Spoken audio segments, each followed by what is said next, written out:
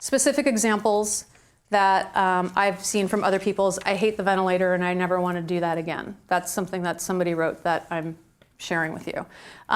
If there's no way I can ever go home and I have to be institutionalized or in a nursing home with no chance of getting better, I don't want that. And so these are things that you can write down. And the more you give us instructions, the more we can be really clear about what that means to you. Here's the part that I'm gonna just put up there, that whenever I show this slide, this is where everyone goes like this, and if you're ever gonna hate me, now's the time, and here's why. Try not to hate me for long if you do.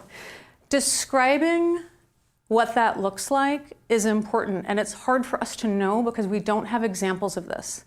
Anyone who's like older than 20, maybe, I don't know, maybe this was a long time ago, but the Terri Schiavo case was one of the ones that I remember, and one of the big ones of the last few decades or so, where end of life and living wills became a really big deal.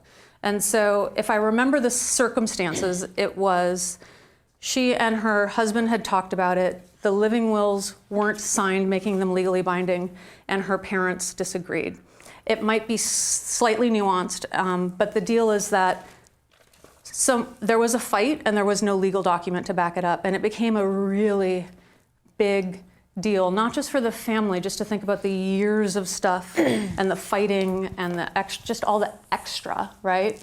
But it also is just like this huge thing that everybody could then imagine. So what that is I'm not a medical doctor, but it's a persistent vegetative state. That's one of the things that's often included, that terminology in a will. There are many people who say, absolutely, feed and water me as long as possible. And there's other people who say, if that's not okay for me, I'm not doing it. And so again, that is a line, and there's an example that you can look at. Really, really big accidents or illnesses, like the Diving Bell and the Butterflies, a book and a movie that many people have read. It's about somebody who essentially was in a locked-in state. So they weren't necessarily going to get better, but they were alive for a while, and they had very, very, very limited ability to communicate, essentially blinking through one eye. I read the book a while ago. For some people, they would say, absolutely, this is my ability, that's a way I can engage in the world, and that rocks it for me. I'm totally good with that. Again, other people, they may not. And then there's also accidents, really severe accidents that really impact other people's ability to be mobile, to communicate, to not communicate. And so, Christopher Reeve, America's hero. This is the part, if you haven't figured it out yet, where everyone hates me. Superman, what are you talking about? You don't talk about Superman like that. I know. But the deal is that there was a time, probably after that accident, where the wife had to make some decisions based on how much better he could be and what the prognosis was.